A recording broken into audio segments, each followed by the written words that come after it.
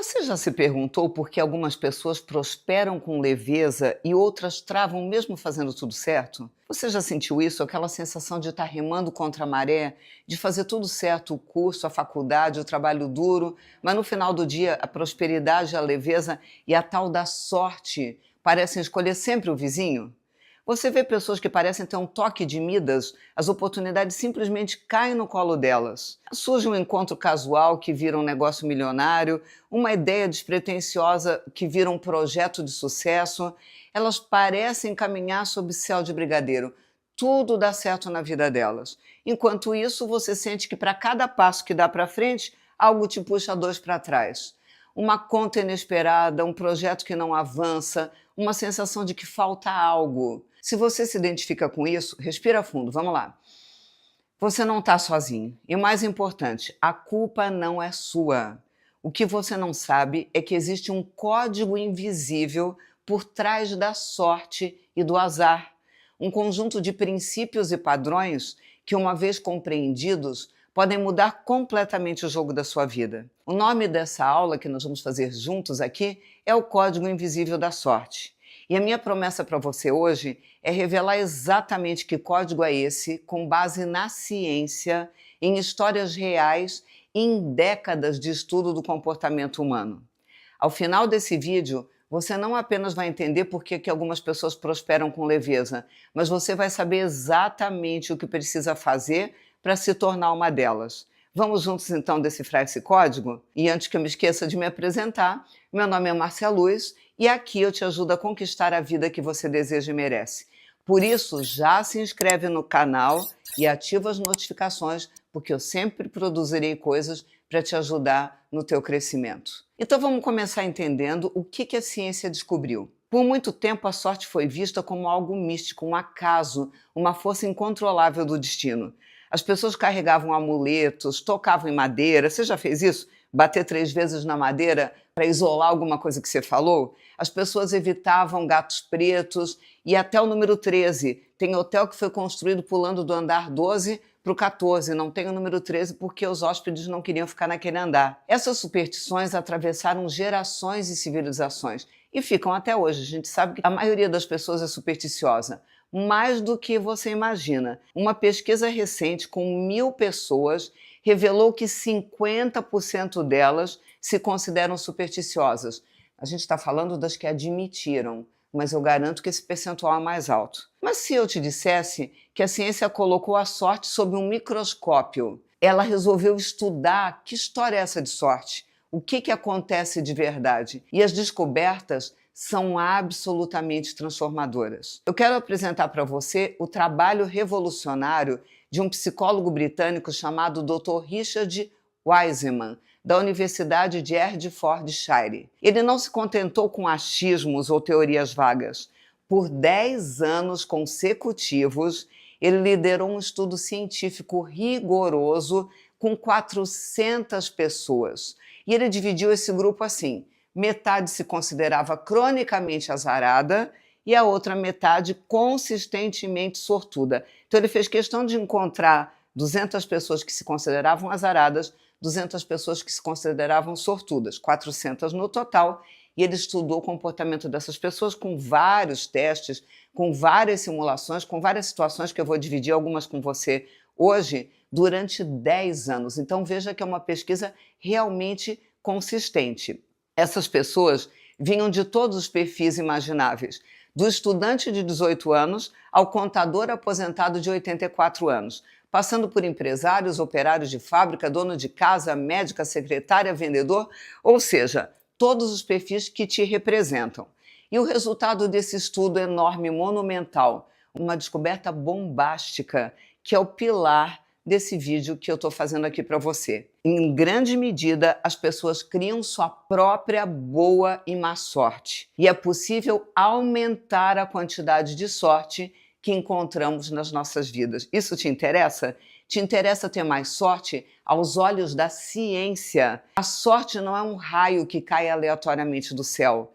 Ela não é uma obra do acaso cego. A sorte é uma habilidade que pode ser aprendida. Ela é o resultado direto dos nossos pensamentos, das nossas crenças e dos nossos comportamentos. Agora eu vou te contar a história real da Maria, uma professora que mudou completamente a sua vida. A Maria, uma professora de 42 anos, ela foi uma das 400 pessoas que participou do estudo do Dr. Wiseman. Maria estava há anos no mesmo emprego, ganhando um salário modesto, como você sabe que acontece com os professores. E ela estava se sentindo travada. Ela sonhava em ter sua própria renda extra, mas ela não sabia por onde começar. Um dia, Maria estava numa fila do supermercado, cansada depois de um longo dia de aula, e a mulher na frente dela, exatamente a anterior, ela já era próxima do caixa, estava com dificuldade para passar os produtos no caixa, porque seu filho pequeno estava chorando. A maioria das pessoas, o que faria? Seja bem honesto, numa situação dessa, você teve um dia péssimo, você está cansada, você está louca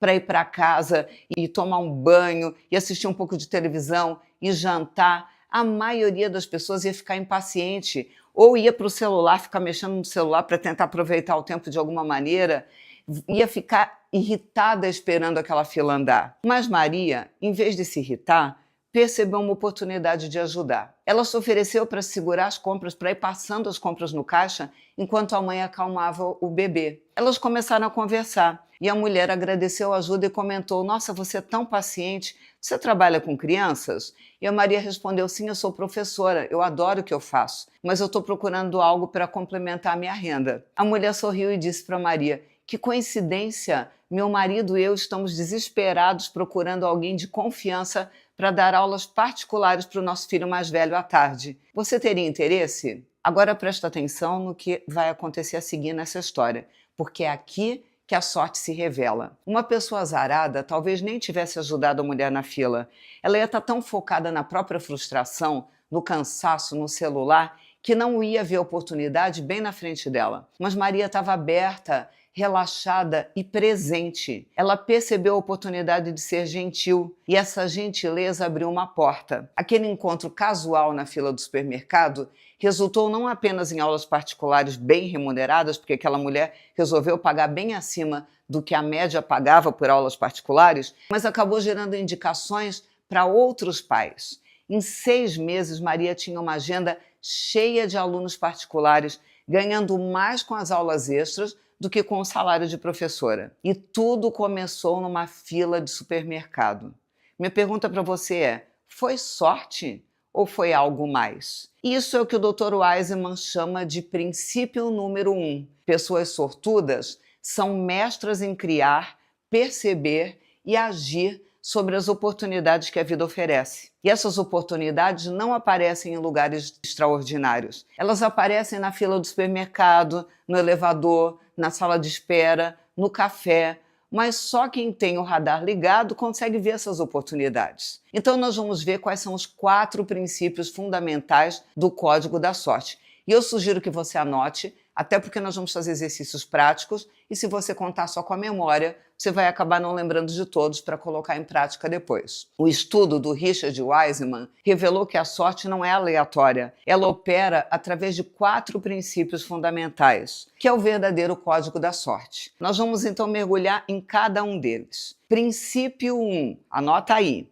maximizar as oportunidades de chance. Pessoas sortudas são habilidosas em criar e perceber oportunidades ao seu redor. Mas como elas fazem isso? A diferença está no estado mental. Pessoas azaradas são tensas, ansiosas e focadas demais em um objetivo específico. Por exemplo, se elas vão numa festa procurando desesperadamente um parceiro romântico, e quem não, hein? Quem nunca fez isso? Elas ficam tão obcecadas com isso que elas perdem completamente a chance de fazer amigos valiosos, de fazer contatos profissionais ou simplesmente se divertir na festa. Se elas leem um jornal procurando um tipo específico de vaga de emprego, os seus olhos ignoram outras oportunidades incríveis que estão bem ali na mesma página. Pessoas sortudas, por outro lado, são relaxadas, são abertas e são curiosas. Elas vivem num estado que eu chamo de radar de oportunidade sempre ligado. Elas variam o caminho para o trabalho,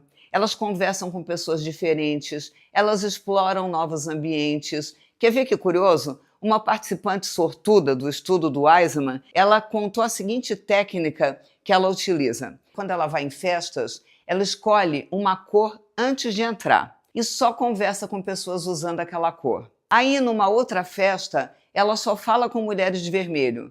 Em outra, ela fala só com homens de verde. Parece estranho, né? Talvez, mas o resultado é que ela conhece pessoas completamente diferentes em cada evento, e isso expande exponencialmente a sua rede de oportunidades. Não está convencido ainda? Deixa eu contar para você, então, a metáfora do pomar de maçãs. Imagine que você vive no centro de um grande pomar de maçãs. Todos os dias você precisa sair para colher maçãs para comer. No início, não importa onde você vá, todas as partes do pomar estão cheinhas de fruta. Mas com o tempo, se você sempre voltar aos mesmos lugares, as maçãs começam a escassear. Quanto mais você insiste nos mesmos locais, mais difícil fica encontrar a maçã, certo?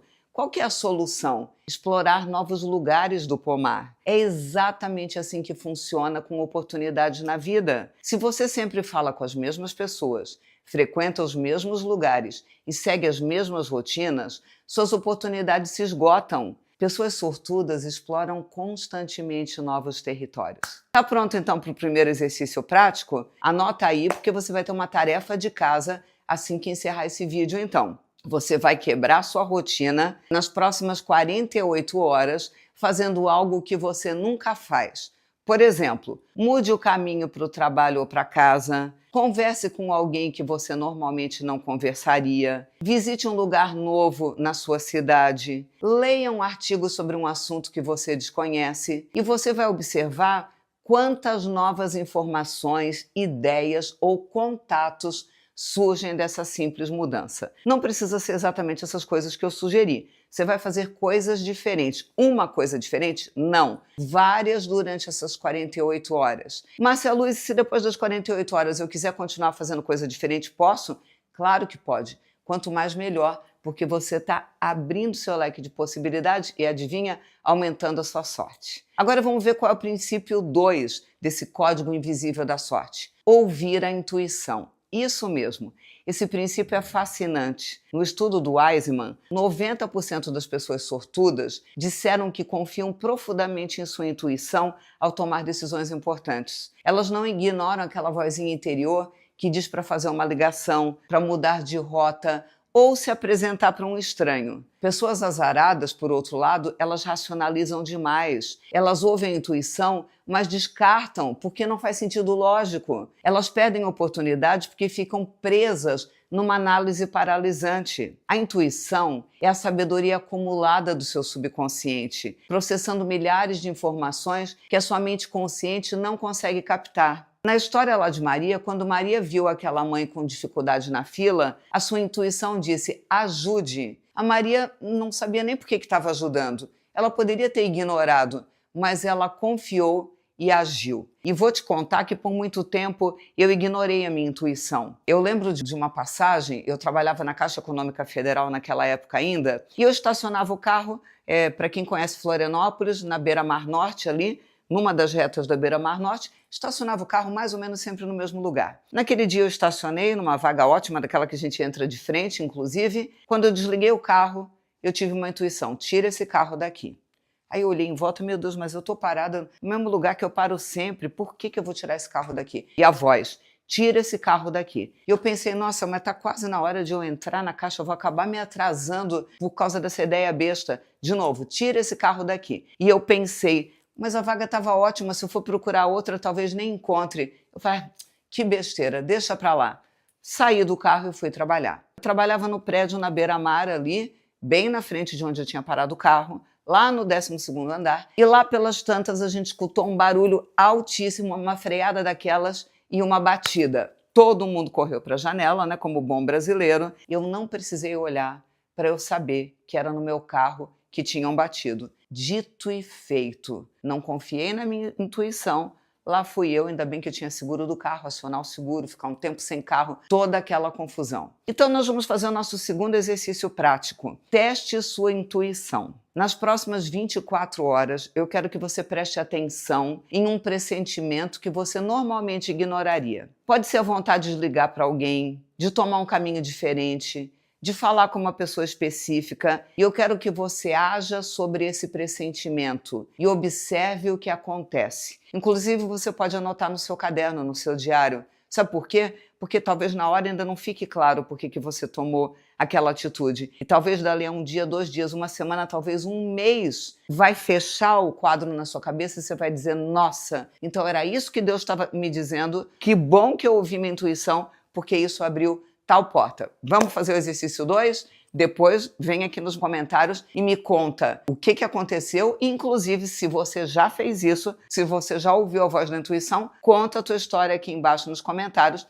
porque quem lê os comentários vai saber que isso realmente funciona. Vamos para o princípio 3. Criar profecias autorrealizáveis através de expectativas positivas. Vamos ver o que é isso. Aqui entra um trabalho revolucionário da psicóloga Carol Dweck, da Universidade de Stanford, sobre mentalidade. Ela descobriu que existem 2 tipos fundamentais de mentalidade. A mentalidade fixa, que são pessoas que acreditam que as suas habilidades, inteligência e talentos não mudam, são sempre os mesmos. Elas pensam assim, eu sou assim e pronto. Quando elas enfrentam um desafio, elas veem como ameaça. E quando elas falham, elas acreditam que é porque não nasceram para aquilo. Elas têm medo do fracasso e por isso evitam risco. E sabe qual que é o resultado? Menos oportunidade, menos crescimento, menos sorte. Agora, além da mentalidade fixa, existe a mentalidade de crescimento. Pessoas que acreditam que podem aprender, melhorar e desenvolver novas habilidades. Elas veem desafios como oportunidades de crescimento. Quando falham, elas pensam, o que eu posso aprender com isso? Elas persistem, elas experimentam, elas se adaptam. Sabe qual que é o resultado? Mais resiliência, mais tentativas, mais sucesso e, consequentemente, mais sorte. Estudos mostram que estudantes com mentalidade de crescimento consistente alcançam notas e desempenho acadêmico superiores aos de mentalidade fixa. Adivinha qual grupo é mais sortudo na vida? Pessoas sortudas esperam que coisas boas aconteçam. Essa expectativa positiva torna essas pessoas mais resilientes diante dos obstáculos, mais persistentes nos objetivos e mais abertas a novas possibilidades. Elas criam profecias autorrealizáveis, que acabam acontecendo na prática. Vamos então fazer o nosso exercício 3? Identifique sua mentalidade. Eu quero que você pense numa área da sua vida onde você se sente travada. Agora responda honestamente. E é para responder honestamente. Você acredita que pode melhorar nessa área ou acha que é assim que você é? Quando você enfrenta um obstáculo, você pensa, não sou capaz ou ainda não aprendi como fazer, mas vou aprender. Bom, você vai escrever uma frase transformando uma crença fixa numa crença de crescimento. Eu vou dar um exemplo. Imagina que você costuma pensar ou repetir uma frase do tipo, eu não sou boa com dinheiro.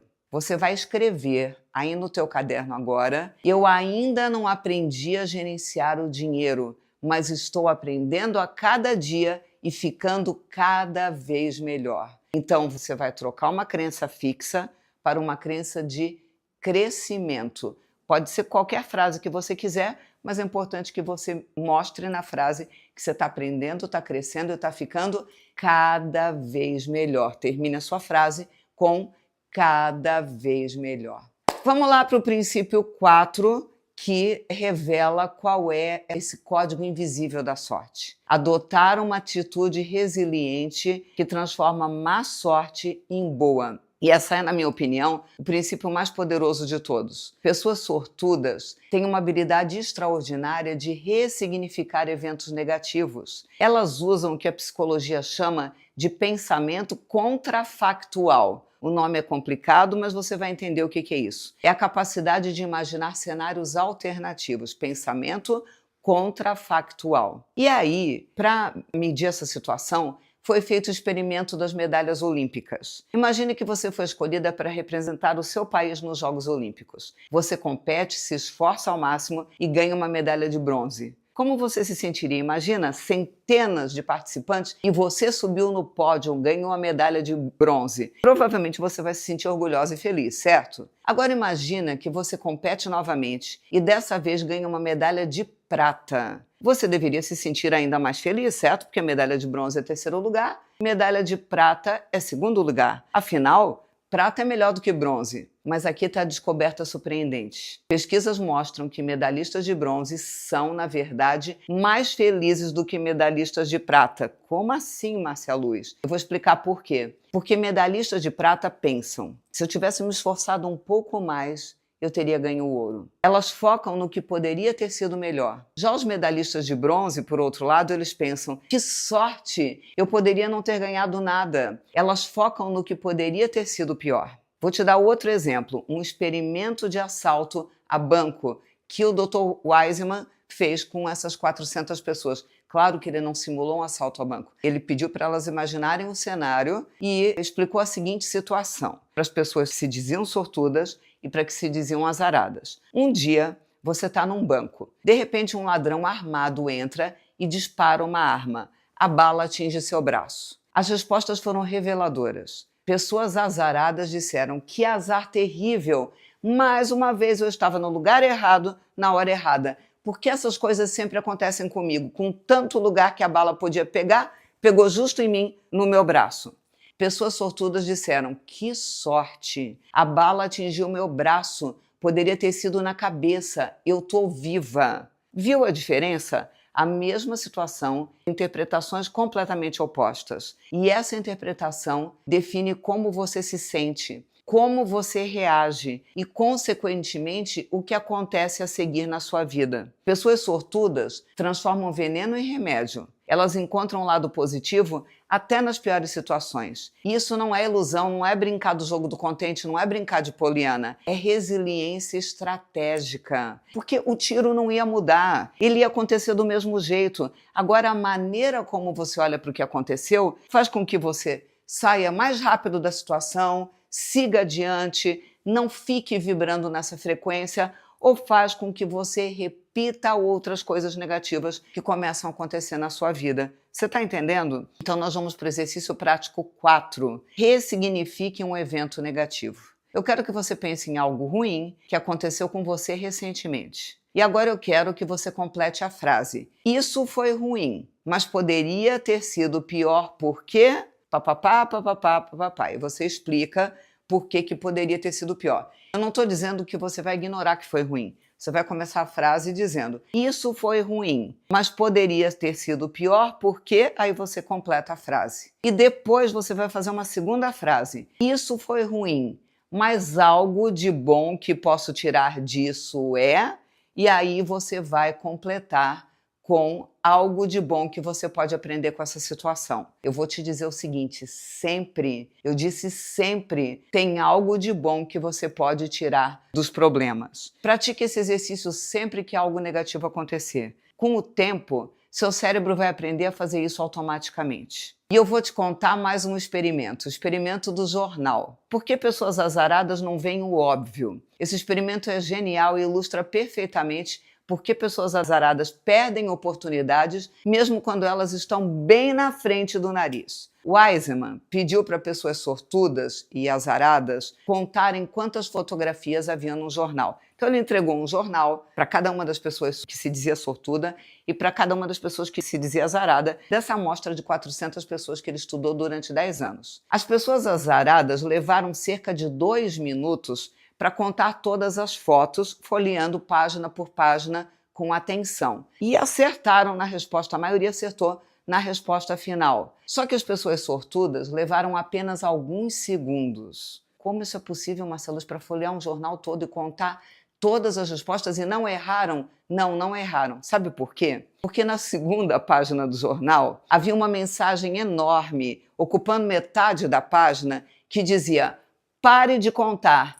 Há 43 fotografias nesse jornal. Só que não era uma foto. Estava por escrito, mas com letra bem grande. Só que as pessoas azaradas, focadas sem olhar para o lado, sem usar criatividade, tensas, estavam procurando foto e não leram o que estava escrito. As pessoas azaradas estavam tão tensas na tarefa de contar que não viram a mensagem óbvia. Elas passaram direto pela mensagem. As pessoas sortudas, que estavam mais relaxadas, abertas, perceberam imediatamente. Agora tem mais. Mais um pouco para frente do jornal, assim, praticamente na mesma página do outro lado, havia outra mensagem grande dizendo: pare de contar e diga ao experimentador, ao pesquisador, que você viu isso e ganhe $250. Novamente, pessoas azaradas não viram. Pessoas sortudas viram e ganharam o dinheiro. Eu sei, era um experimento, mas o ponto foi provado. A lição: ansiedade, tensão e foco excessivo, claro que tem que ter foco, mas rigidez cegam você para oportunidades óbvias. Relaxamento, não no sentido, essa pessoa é relaxada, faz de qualquer jeito, não, relaxamento no sentido de não estar estressado. Relaxamento e abertura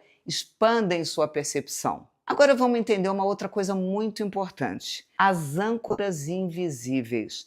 Por que você trava? Você pode estar pensando, ok, Márcia, eu entendi os 4 princípios. Parece simples. Então, por que é tão difícil aplicar esses princípios? Por que eu continuo travada? Porque enquanto você tenta acelerar, existem âncoras invisíveis te segurando no fundo do mar. A ciência também tem um nome para essas âncoras: autossabotagem e viés de confirmação. E aí eu quero usar contigo a metáfora do carro com freio de mão puxado. Imagine que você está dirigindo um carro potente, pode ser uma Ferrari. Você pisa no acelerador com toda a força que tem. Esse é o seu esforço, seu trabalho duro, suas tentativas de melhorar. O motor ruge, gasta combustível danado, que é a sua energia vital. Mas o carro mal sai do lugar. O movimento é mínimo.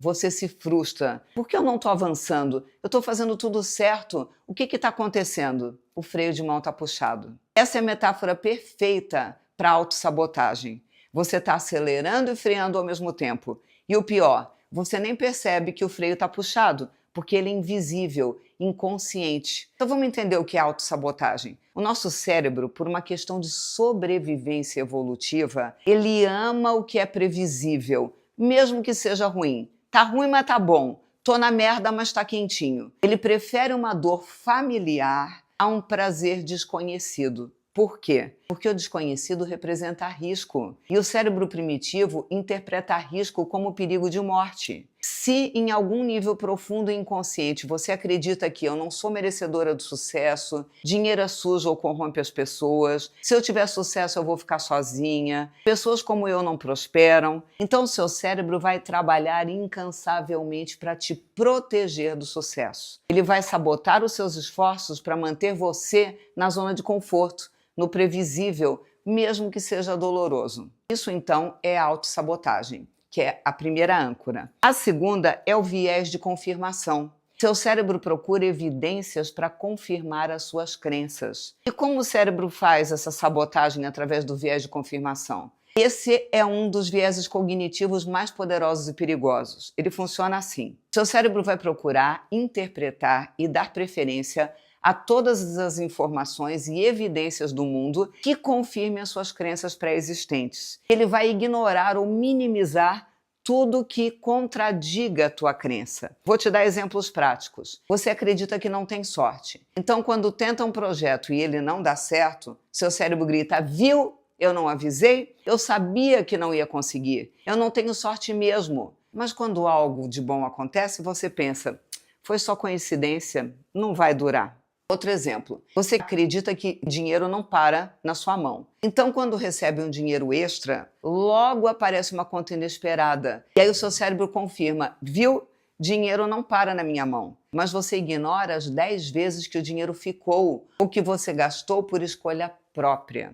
E aí surge um ciclo vicioso. A crença negativa faz com que o cérebro busque evidências para confirmar essa crença, a crença se fortalece, acontece mais autossabotagem, mais evidências e o ciclo vai se repetindo e você não consegue decolar. Essa é a voz da sua programação antiga, do seu freio de mão puxado. E não adianta fazer mais um curso, trabalhar mais horas, se você não liberar esse freio. É por isso que você vê pessoas que tinham tudo para dar certo e não chegam lá. E outras que vieram do nada, mas com uma mentalidade alinhada, prosperam. A diferença não está no esforço, está no alinhamento interno, está em liberar âncoras. A revolução da neuroplasticidade também veio para reforçar tudo isso. Você pode reprogramar seu cérebro, mas aqui vem a notícia mais espetacular que a neurociência nos deu nas últimas décadas. Você pode fazer isso até o último dia da sua vida. Seu cérebro não é fixo, ele é plástico. O nome disso, inclusive, é neuroplasticidade, a capacidade do cérebro de criar novos caminhos neurais capaz de se reorganizar, de aprender novos padrões em qualquer idade. Eu disse em qualquer idade, mesmo que você tenha 60, 70, 80, 90 anos de idade. Durante muito tempo se acreditou que o cérebro adulto era imutável, que você nascia com um número fixo de neurônios e conexões, que eles iam morrendo durante a vida e pronto. Mas a ciência moderna provou que isso é completamente falso. Seu cérebro é como um músculo. Quanto mais você treina um pensamento, um comportamento, uma crença, mais forte aquele circuito neural se torna. Isso significa que você pode, intencionalmente, criar novos caminhos neurais. Você pode ensinar ao seu cérebro novos hábitos, novas crenças, novas formas de interpretar o mundo. Você pode literalmente reprogramar sua mente para soltar o freio de mão, para desligar o viés da confirmação negativo, para começar a procurar evidências da sua sorte, do seu merecimento, da sua capacidade e para instalar os 4 princípios do código da sorte. Como funciona essa neuroplasticidade na prática? Quando você repete um pensamento ou comportamento, seu cérebro cria e fortalece conexões neurais específicas. Com o tempo, essas conexões se tornam automáticas. É o que chamamos de hábito. Se você passou anos pensando "eu não tenho sorte", esse é um circuito neural forte no seu cérebro. Mas você pode criar um novo circuito pensando repetidamente: "eu crio minha própria sorte.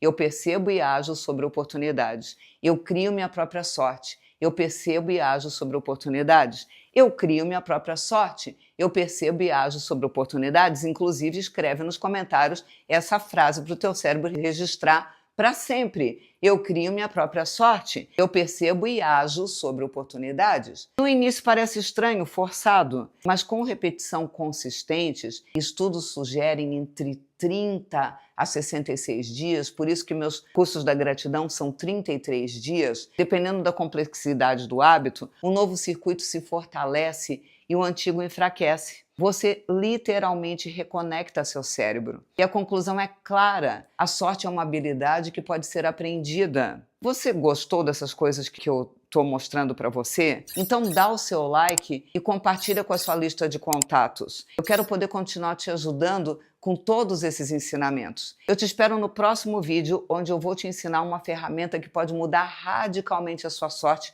para muito melhor: o Caderno da Gratidão. Vou deixar o link aqui e vou deixar o link também para o meu treinamento da gratidão, para poder você conhecer de perto e poder continuar treinando esse músculo da sorte e ter uma vida cada vez melhor. Te encontro no próximo vídeo. Até lá!